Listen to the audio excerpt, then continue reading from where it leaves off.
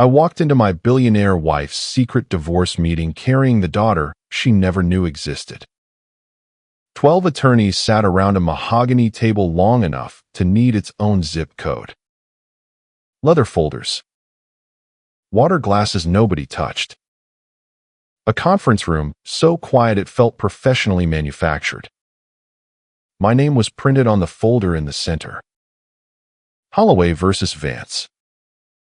Like the 19 months I had spent married to Serena, Vance had been reduced to a file number, a court caption, and a list of assets someone planned to divide before I was allowed to speak. I stood in the doorway with Mara strapped against my chest. 4 months old. 6 pounds, 11 ounces when she was born. Serena's gray-blue eyes staring calmly at a room built to erase us. For 3 seconds, nobody moved. Then Serena looked up from the papers in front of her. At first, her face held only irritation.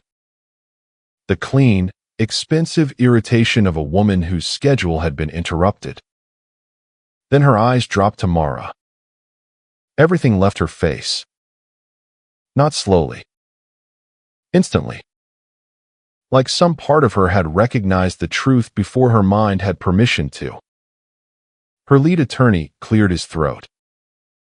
"Mr. Holloway, this is a confidential proceeding." I looked at the folder with my name on it. "I know exactly what this is," I said.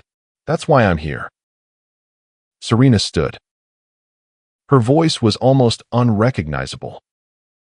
"Whose baby is that?" I looked at my wife. "Her name is Mara," I said. "She's your daughter." Before I explain how a man ends up carrying his own daughter into a divorce meeting his wife arranged without him, I need to tell you who my father was. My name is Evanston Holloway. I am 33 years old. Before Serena, Vance, before the attorneys, before the DNA report folded into a cream envelope inside my coat, I was an acquisitions analyst at Holloway Capital Partners, a mid-sized investment firm in Boston that did serious work without needing glass towers or newspaper profiles. My father, Daniel Holloway, built that firm over 31 years. He was not loud. He did not perform power. He just understood numbers and people well enough that men who underestimated him usually did it once. In 2014, he became one of the founding underwriters behind the Vance Group's primary expansion, a deal that helped turn Serena's family company from wealthy into untouchable. He died of a heart attack 18 months before I met her. He was 64. He left me his shares, his watch, his annotated books, and one instruction written on a yellow note inside the safe in his study. "Read the charter." I did. Once. I understood maybe half of it. Page 87 was dense enough to make my eyes move without my brain following. So I filed it away with the rest of his estate papers. I thought it was history. I had no idea my father had left me a loaded weapon written in corporate language. I met Serena Vance at an infrastructure finance conference in Manhattan. Those events are built on performance. People perform access. They perform intelligence. They perform being busier than they are. Serena did none of that. She was 37, dark-haired, and had the kind of stillness that made everyone around her seem slightly over-rehearsed. She stood near the edge of a reception full of bankers and lobbyists, listening to a man explain a market she clearly understood better than he did. Then she looked across the room at me. Not casually. Specifically. Like I was the first thing that evening she had not already calculated. I should have questioned why a woman like Serena Vance noticed me that quickly. But grief makes attention feel like rescue if it arrives wearing the right face. My father had been dead for 18 months. I was still pretending work could fill the space he left. Serena made the room narrow around our conversations. 8 months later, We were married. Small ceremony.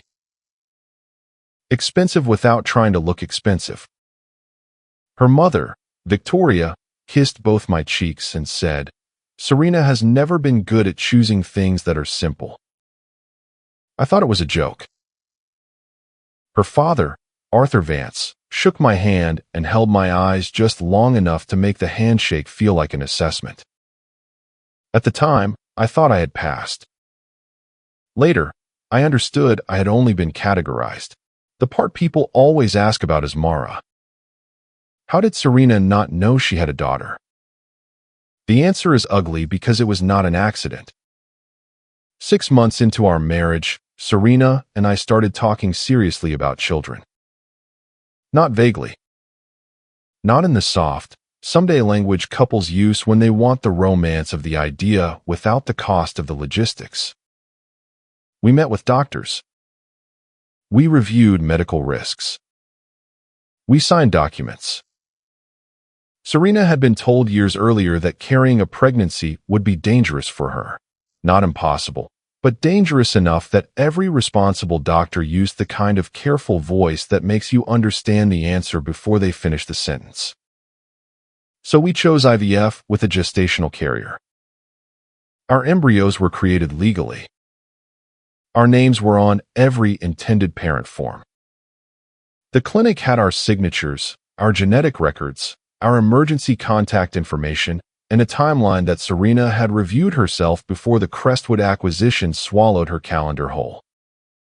I remember her sitting at our kitchen island with the consent packet open, tapping a pen against the margin. "If we do this," she said, "we do it completely. No halfway version of being parents." I believed her. I still believe she meant it. That is what made everything after so hard to survive. Because Mara was not a mistake. She was not a secret I made alone. She was a child Serena and I had chosen together before her family decided that choice had become inconvenient. The first sign that something had been arranged without my knowledge came 5 months later. I had been working out of the Vance Group's East Wing, a courtesy office Serena had set up so I could finish consulting work tied to my father's estate. It was a good arrangement. At least, I thought it was. On a Tuesday morning in late September, I pressed my access card against the reader outside the East Wing. The light stayed red. I tried again. Red. A security guard named Gerald looked up from the desk with the expression of a man who already knew he was about to disappoint someone. "Mr. Holloway," he said, "your credentials have been flagged for review." "By who?" He checked his screen. "I'm not authorized to say." I called Serena's office from the lobby. Her assistant, Claire, answered with professional warmth, so smooth it sounded laminated.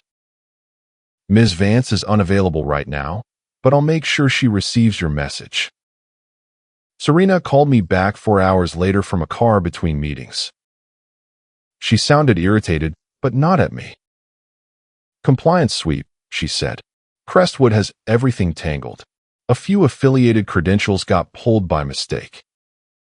"Affiliated," I repeated. "You know what I mean." By Friday, the card worked again.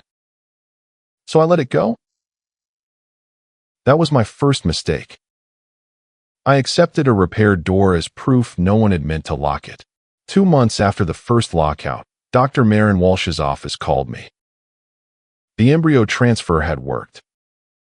I was standing in the copy room at Holloway Capital when the nurse said it, one hand on the edge of the counter, watching warm paper slide out of the machine while my life quietly split into before and after. I asked her to repeat it. She did. Successful implantation. The gestational carrier was pregnant. 8 weeks. Healthy markers. Everything exactly where it should be. I thanked her, hung up, and stood there for almost a full minute holding my phone like it had changed weight in my hand. Then I called Serena. Private cell first. No answer. I left a message. It worked, I said. Call me when you can. I want to tell you properly. She did not call that night. The next morning, I emailed her private address. The message bounced back. Not delayed. Not filtered. Rejected. I stared at the notification long enough for the words to blur, then forwarded it to myself and saved the header because some instinct I did not yet understand had started keeping receipts. I called her office. Claire answered. Ms. Vance is unavailable. I need to speak to my wife. I'll make sure she receives your message. You said that yesterday. There was a pause, so small most people would have missed it. Then she repeated, I'll make sure she receives your message. That afternoon, I drove to the Vance Group Tower. 43 floors of glass on Meridian Avenue. The same lobby where I had once walked in as family. The receptionist looked at her screen, then back at me with practiced neutrality. Mr. Holloway, future visits will need to be scheduled through corporate communications. I looked at her. I'm Serena Vance's husband. Her face did not change. Yes, sir, she said. That instruction is in the system. I called Patricia Okafor that evening. Patricia was 49, sharp-eyed, and had represented my father's estate with the kind of calm that makes panic feel disrespectful. Her office in Midtown smelled faintly like eucalyptus and old paper. I sat across from her at 6:15 p.m. with my phone, the bounced email, the call log, the clinic record, and the visitor instructions from the Vance lobby written on the back of a parking receipt because I had started documenting before I understood why. She listened without interrupting. That was one of Patricia's gifts. She never made a room feel dramatic. She made it feel organized. When I finished, she looked down at her notes. Do you believe Serena knows you are being blocked? I don't know. Do you believe she knows the transfer worked? I looked at my hands. No. Patricia tapped her pen once against the legal pad. Then we proceed under two assumptions at the same time. Either your wife is doing this, or someone around your wife is doing this. My throat tightened. Those are very different situations. Emotionally, yes, she said. Legally, the first steps are the same. She turned the page. We document everything. Every call, every bounce back, every denied access point, every medical update. We establish that you attempted contact in good faith, and we protect the child before we attempt to solve the marriage. The child. Not the pregnancy. Not the situation. The child. That was the first time anyone said it that plainly. And I remember sitting there, terrified and grateful, because the world had started trying to erase something that had not even been born yet. Patricia saw my face soften and leaned forward. Evan, she said, do not chase them. Build the record. Patricia moved faster than anyone I had ever hired. By the next morning, she had contacted Dr. Maren Walsh, the reproductive medicine specialist overseeing the gestational carrier's care. Dr. Walsh had 30 years in maternal-fetal medicine and the tone of a woman who had learned not to let powerful families confuse urgency with authority. Every appointment was logged. Every ultrasound was time-stamped. Every consent form had copies. Every medical update was sent through channels Patricia could preserve. Not because we were trying to make a child into evidence. Because someone else had already made her vulnerable to paperwork. That is the part people who have never been trapped inside a corporate family do not understand. The cruelty does not always arrive screaming. Sometimes it arrives as a revoked credential. A bounced email. A receptionist following instructions. A document quietly filed by someone who knows exactly how hard it will be to undo later.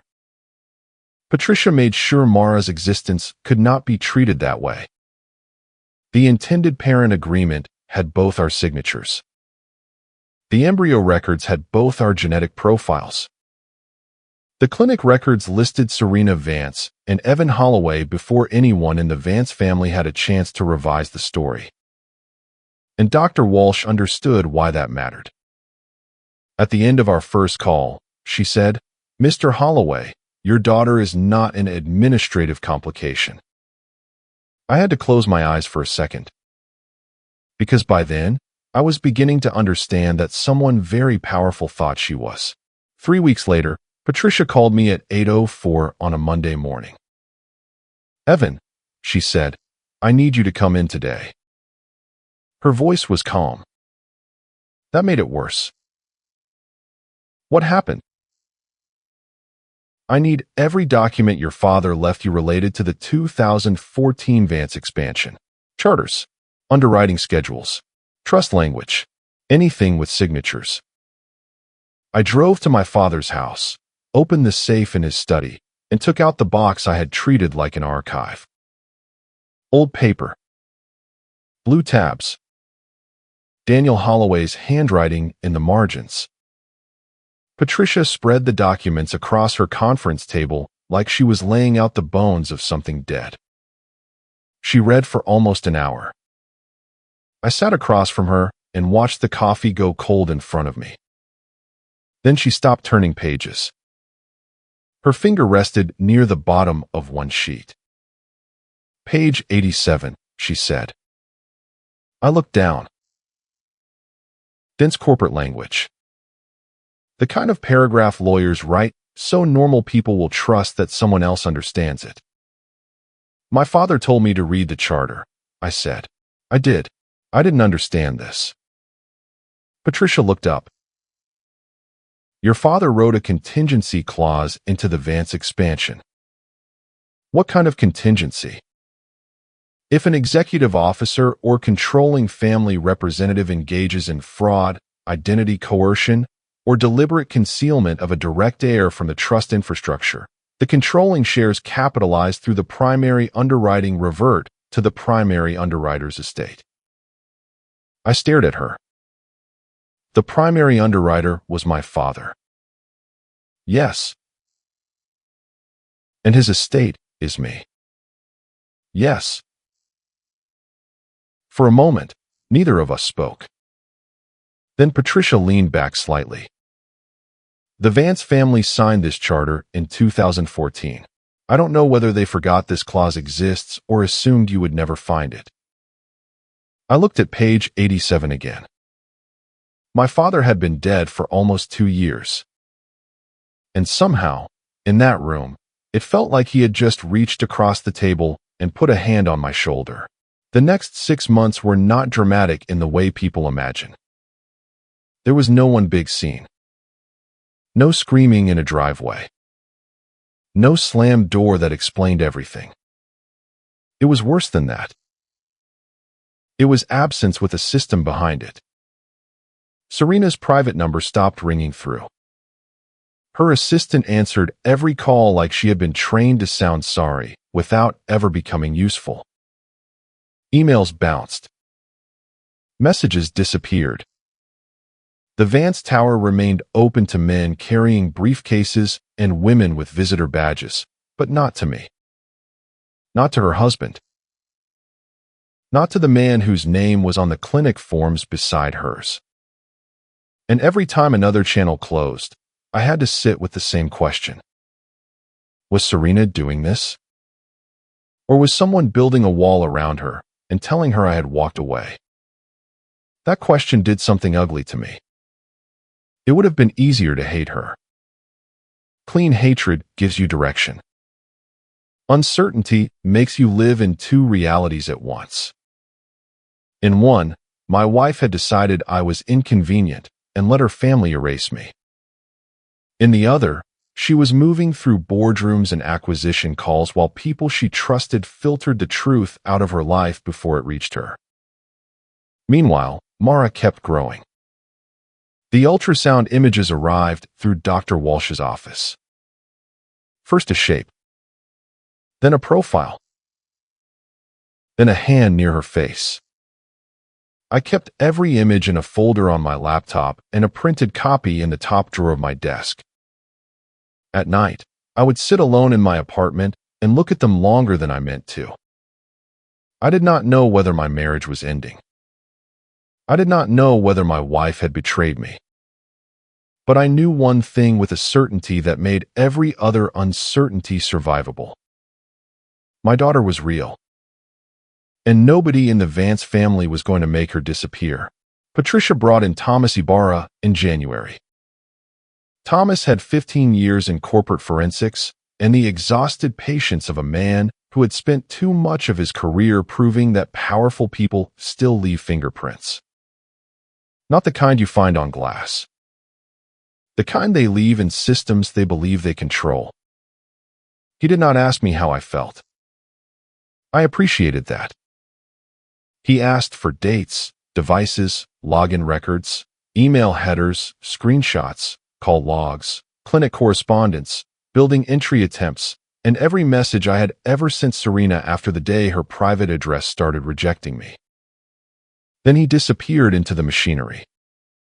2 weeks later, Patricia called me into her office. Thomas was there with a laptop open and a folder already printed. That was when I knew. Nobody prints unless they have something. He found the first security revocation order from September.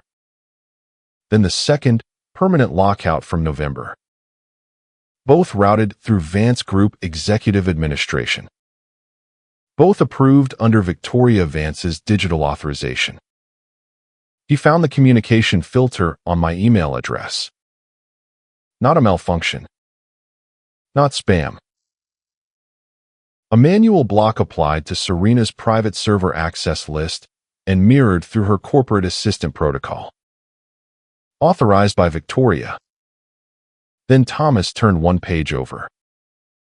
"This is the residential management file," he said. The apartment Serena and I had been using after our wedding was not technically ours. It was held under a Vance Group family use entity. On January 14th, a termination notice had been prepared. 30 days to vacate. Digital authorization, Victoria Vance.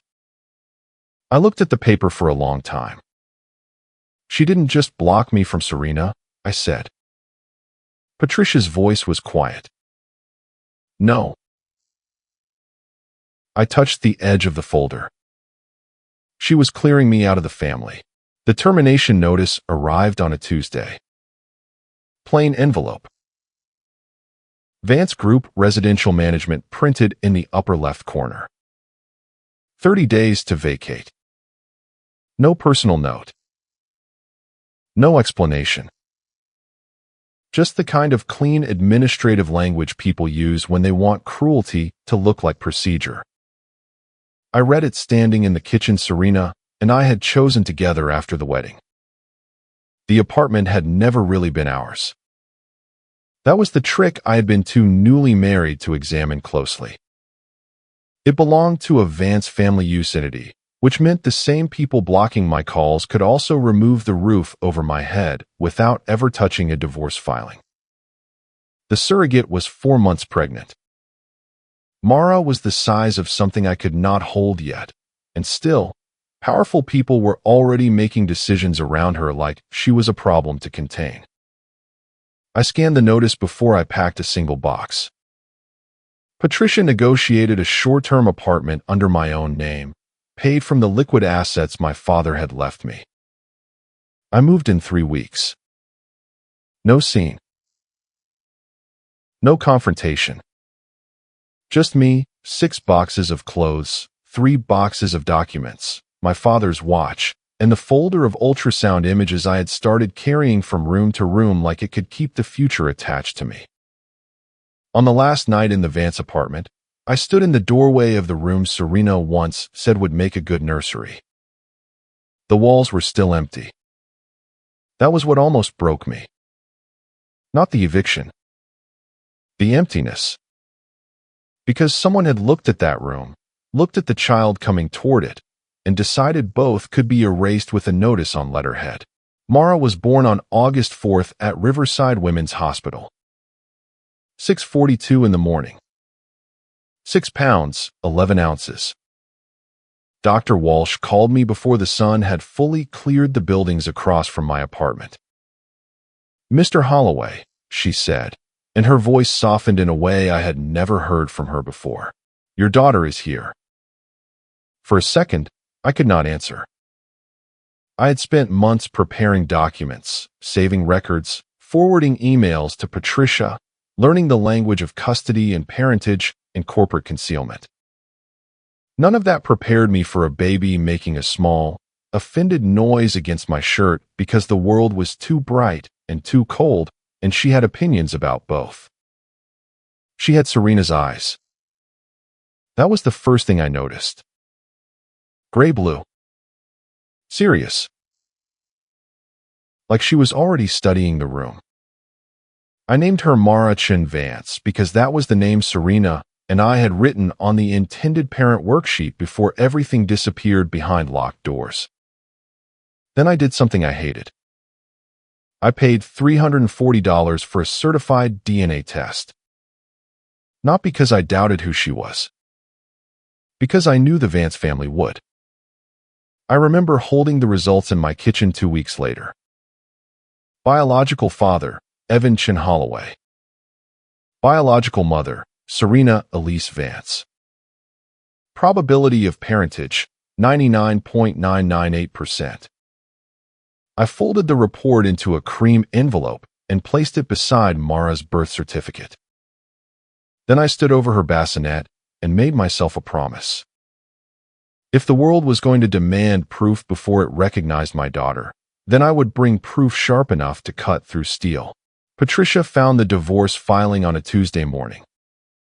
She called me at 7:12. I remember the time because Mara had just fallen asleep against my shoulder, and I was standing barefoot in the kitchen trying not to breathe too loudly. "Evan," Patricia said, Serena filed. For a moment, the words did not land. Filed what? A petition for dissolution. Dissolution. That was the word they chose. Not marriage. Not family. Not the child whose birth certificate was sitting in my desk drawer beside a DNA report. Dissolution. As if 19 months of marriage, a year of blocked contact, and a daughter Serena had never been allowed to know were all just materials breaking down in a legal solvent.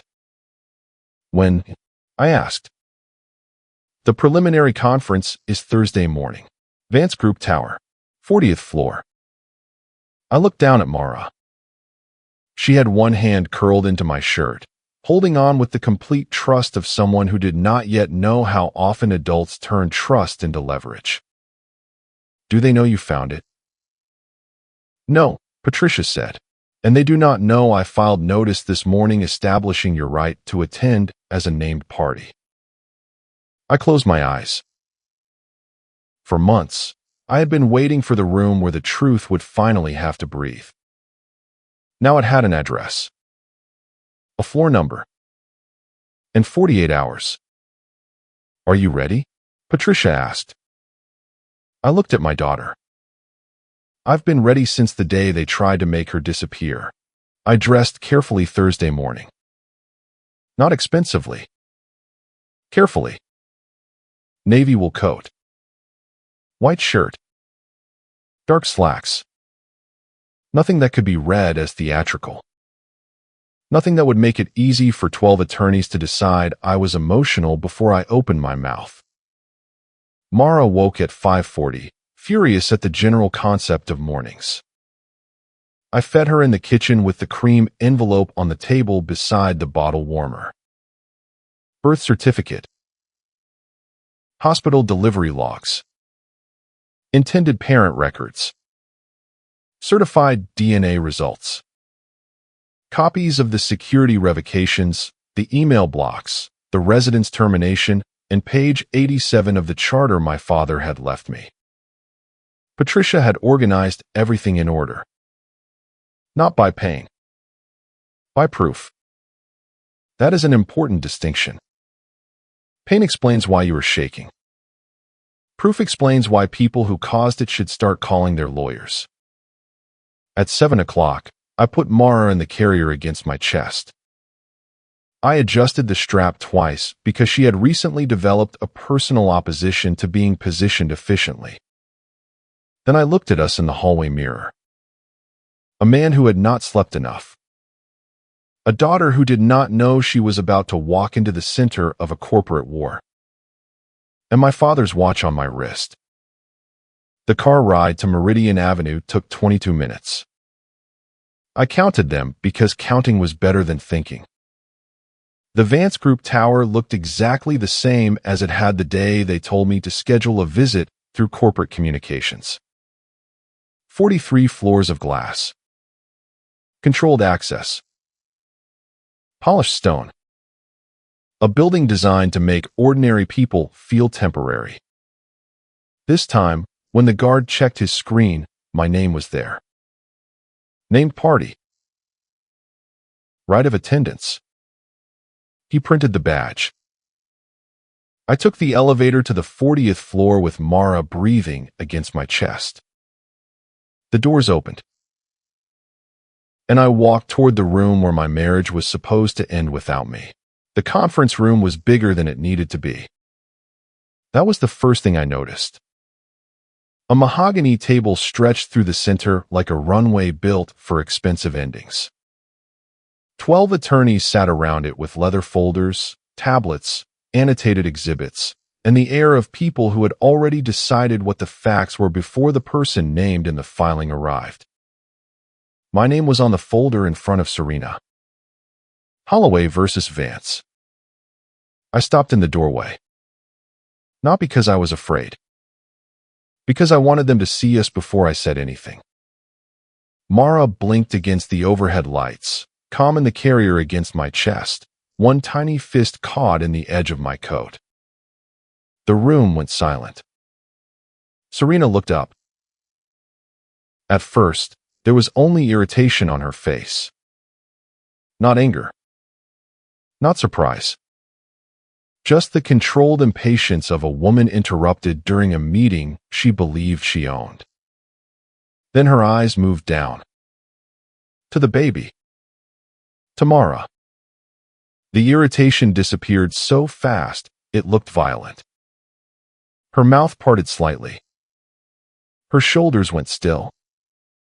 For the first time since I had known her, Serena Vance looked like power had failed to translate what she was seeing.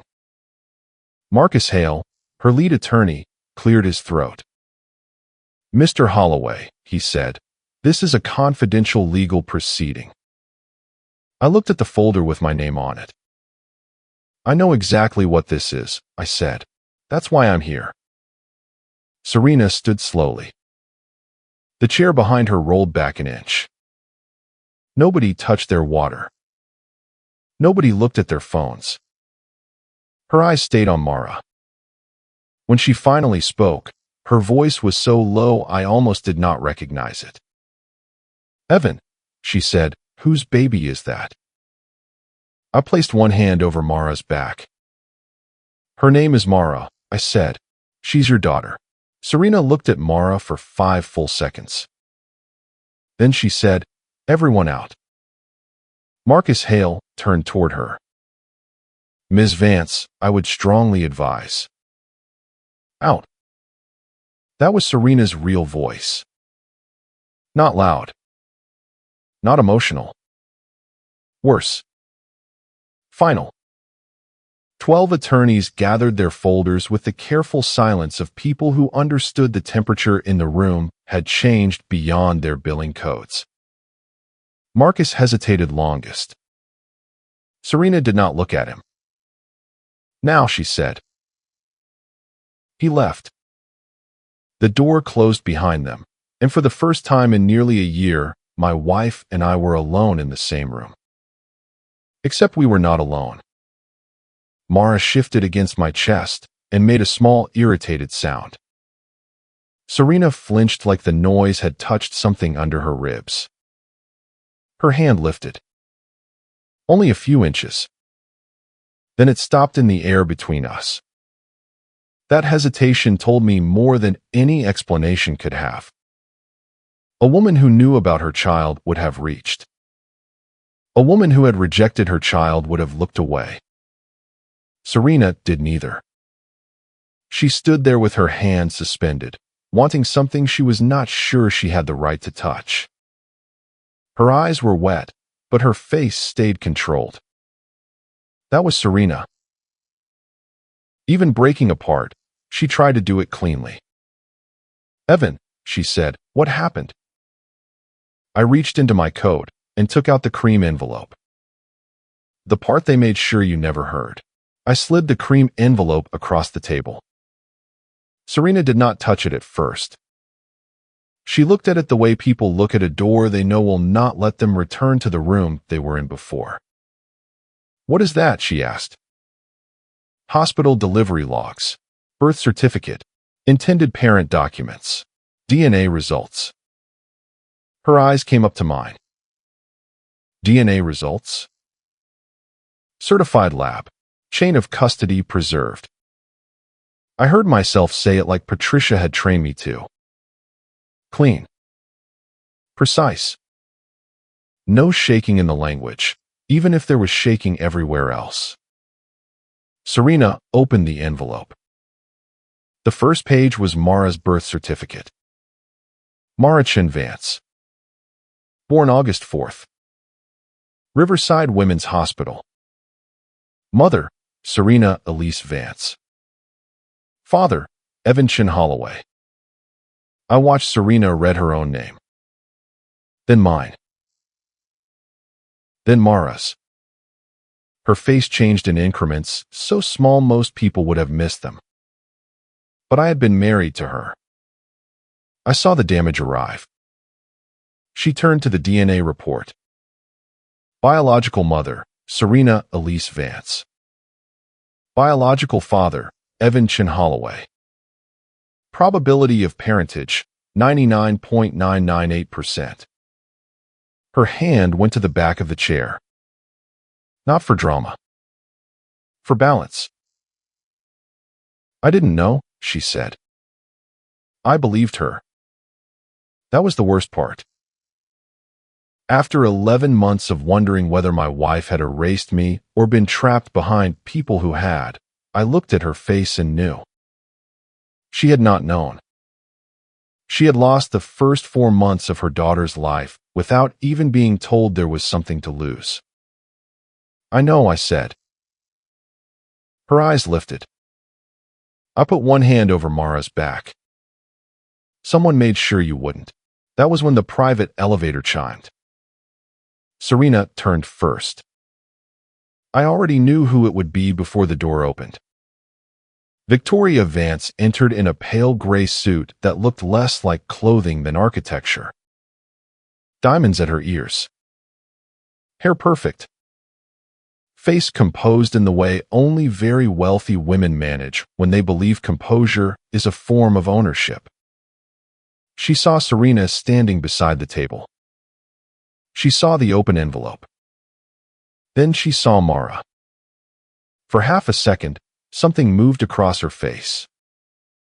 Not shock. Recognition. Then it was gone. "Take the child to the legal department downstairs," she said to me. Serena's head turned slowly. "The child?" Victoria looked at her daughter, not at me. "This room is not appropriate for emotional displays." I almost laughed. Not because it was funny. Because after 11 months of being locked out, blocked, evicted, and erased, Victoria Vance was still trying to rename cruelty as procedure. Serena's voice went cold. Why was Evan blocked from the building? Victoria adjusted the bracelet on her wrist. During the Crestwood acquisition, your husband became a leverage risk. My husband. He had access. He had emotional proximity. He had a potential claim to marital assets during a sensitive transaction window. Serena stared at her. I asked you why he was blocked. I insulated you from a risk. I reached into my folder and placed the first document on the table. September security revocation, I said, authorized by Victoria Vance. Then the second. November permanent lockout. Then the third. Email filter applied to Serena's private server. Victoria did not look at them. So I placed the final page in front of her. January 14th. Vance Group Residential Management. 30 days to vacate. Serena read it. Her face went very still. I kept my voice even. You evicted me from our home while our daughter was being carried by a surrogate you knew existed. Victoria finally looked at Mara again. And this time, she could not hide what she saw. Serena's eyes. The door to the adjoining office opened before Serena could speak. Arthur Vance walked in. 71 years old. Silver hair. Tailored navy suit. The particular gravity of a man who had spent 4 decades entering rooms where everyone else adjusted their posture before he said a word. I had met him 9 times during my marriage. He had never been rude to me. That was important. Men like Arthur rarely waste rudeness when classification works better. He had assessed me early as tolerable, useful in small doses, and not permanent enough to threaten anything. Then his eyes moved to Mara. There was no shock on his face. No confusion. No sharp intake of breath. Only recognition. Serena saw it at the same time I did. Her voice changed. You knew? Arthur adjusted his cuff. I suspected before the clinic confirmation reached the wrong people. The wrong people. I felt Mara breathe against my chest. Serena took 1 step toward him. You knew I had a daughter? Arthur looked at her like she had asked a question beneath her education. I knew there was a developing complication attached to the surrogacy file. The room went so quiet I could hear the building's ventilation. A complication, Serena repeated. A child born under those circumstances created governance exposure, Arthur said. Your husband's position, his father's underwriting history, the Crestwood acquisition, the trust structure. All of it converged at the worst possible time. Victoria said his name softly. Not as warning. As damage control. Arthur ignored her. The insulation strategy was executed under my authorization. Serena's face did not move. That was how I knew the words had hit deep enough to bypass expression. You blocked him from me. Yes. You evicted him. Yes. You kept my daughter from me. Arthur looked briefly at Mara. Not like a grandfather. Like a man reviewing a risk category. Sentiment is not something our balance sheet can afford. I had imagined that sentence before. Not those exact words. But the shape of it. The cold arithmetic. The belief that if you said something cruel in corporate language, it stopped being cruel and became strategy. Serena looked at her father as if she were seeing him without inheritance for the first time. And Arthur, who had built his life on controlling rooms, did not yet understand that this one had already turned against him. I gave the silence 5 seconds. Then I said, page 87. Arthur's eyes moved to me. For the first time since he entered the room, I had his full attention. Not the polite assessment he used at dinners. Not the distant tolerance he had worn through my marriage. Attention. The kind a man gives when he realizes a number on the page may be larger than he thought. The 2014 expansion charter, I said. The one my father negotiated when Holloway Capital underwrote your primary growth structure. Victoria's face changed before Arthur's did. That told me enough. You should be very careful, Arthur said. I have been careful for 11 months. I opened the folder Patricia had prepared and placed the copied charter on the table. Page 87 was marked with a blue tab. My father wrote a contingency clause into the underwriting agreement, I said. If an executive officer or controlling family representative engages in fraud, identity coercion, or deliberate concealment of a direct heir from the trust infrastructure, the controlling shares capitalized through that underwriting revert to the primary underwriter's estate. Serena looked from me to the page. Arthur did not. He already knew the language.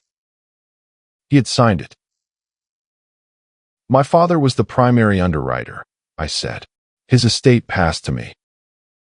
Victoria's hand tightened around the back of a chair. I saw her knuckles pale. Mara is Serena Vance's biological daughter, I continued. The intended parent records prove it. The DNA results prove it. The medical file proves it. And your own security revocations, email blocks, and eviction notice prove deliberate concealment. Arthur said nothing. That was when I knew page 87 had landed. You can contest it, I said. Patricia Okafor has already filed the clause as an active provision with the regulatory board. Thomas Ibarra preserved chain of custody on every authorization.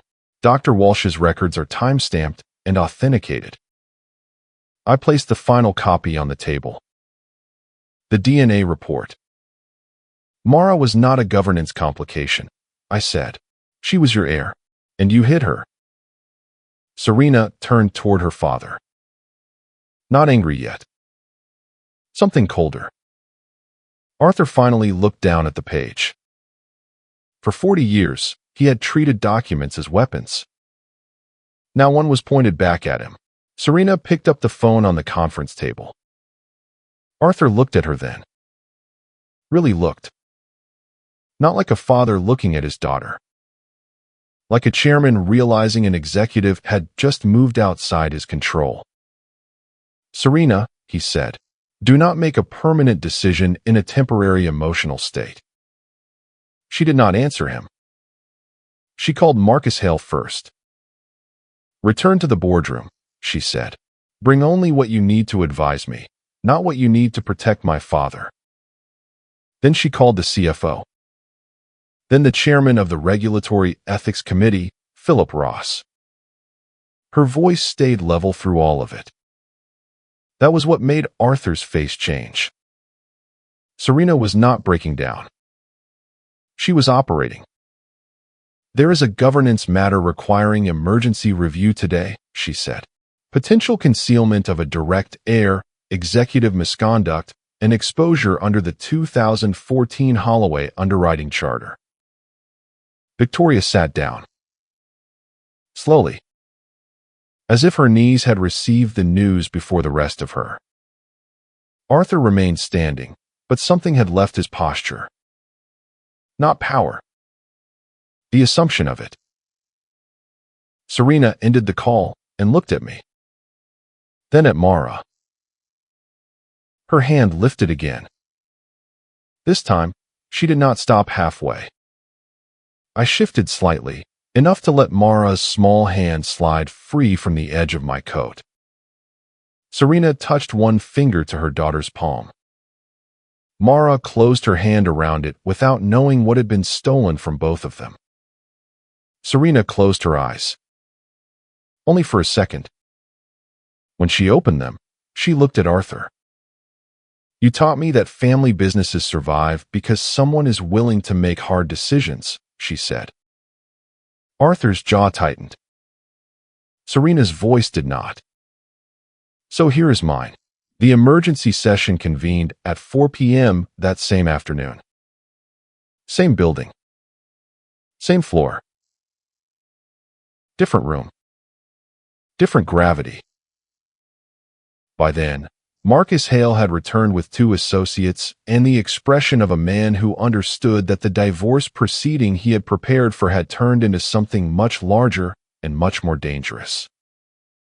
Patricia arrived at 3:41 with Thomas Ibarra beside her and a banker's box full of exhibits. She did not hug me. She looked at Mara, looked at Serena, then looked at the room. "Good," she said. "Everyone who needs to be uncomfortable is here." The Regulatory Ethics Committee joined by secure call first, then 2 members arrived in person before 5. Thomas submitted the forensic audit as exhibit packages A through F. Security revocations. Email blocks. Assistant routing protocols. Residential termination. Clinic contact logs. Every attempt I had made to reach Serena. Every timestamp showing those attempts had been intercepted before they reached her. Dr. Walsh's office submitted certified medical records confirming the intended parent agreement, embryo records, birth documentation, and chain of custody. Then Patricia placed page 87 at the center of the table. Not dramatically. That was never her style. She set it down like a fact that did not need volume. Arthur Vance had spent 40 years surviving investigations, hostile boards, market crashes, and men who thought they were clever enough to corner him. But this was not a market problem. This was not a competitor. This was his own signature on a charter clause he had forgotten could still breathe. By 6:30 p.m., Arthur stepped down from all executive authority pending investigation. By 8 o'clock, Victoria had retained separate counsel from her husband. That told me more than any apology could have. People do not hire separate counsel when they believe they are standing on the same ground. The clause sat at the center of proceedings for 11 days. 11 days of calls, filings, closed-door sessions, valuations, governance reviews, and legal language so careful it sounded bloodless unless you knew what had happened underneath it. I am not going to tell you the settlement number. I will tell you this. When Patricia called me after the final signature, her voice was quiet. "Your father," she said, "was a very thorough man." I looked down at Mara asleep against my chest. "Yes," I said, "he was." 8 months later, Mara has learned to pull herself up by gripping the edge of my coffee table. She does it with absolute concentration. Brows down. Mouth slightly open. One sock usually missing. And every time she gets standing, she looks around the room like she expects the board to record the achievement. It is so completely Serena's face that sometimes I have to look away before the accuracy of it catches me off guard. Serena and I are not back together.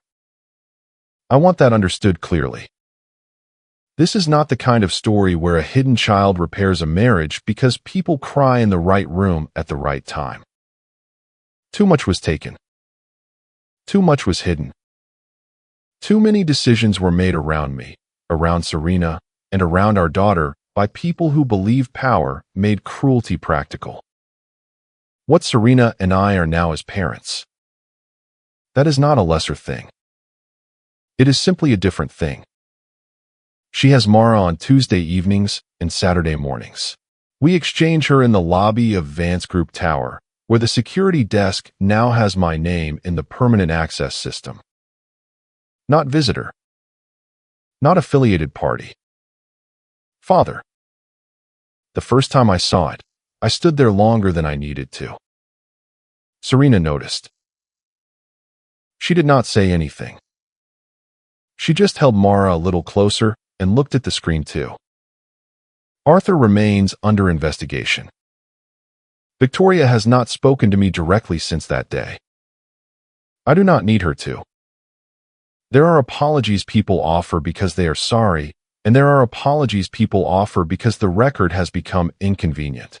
I have no interest in learning which kind hers would be. I moved fully back into Holloway Capital. My father's office is mine now, though I still cannot bring myself to replace his chair.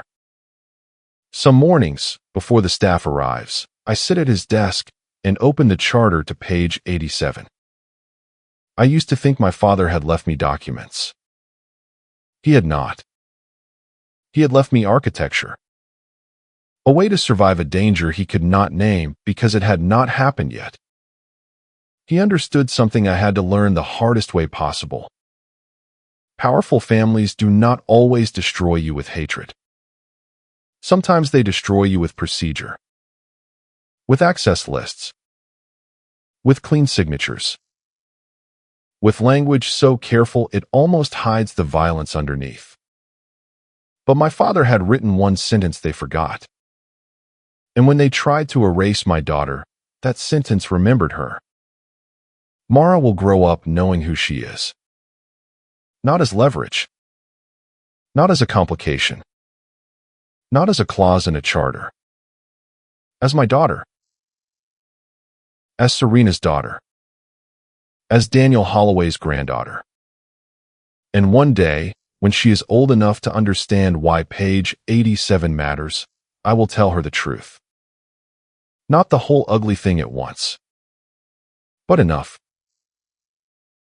I will tell her that before she was born, people tried to make her disappear. And then I will tell her that her grandfather, a quiet man with a careful pen, had already made sure they couldn't.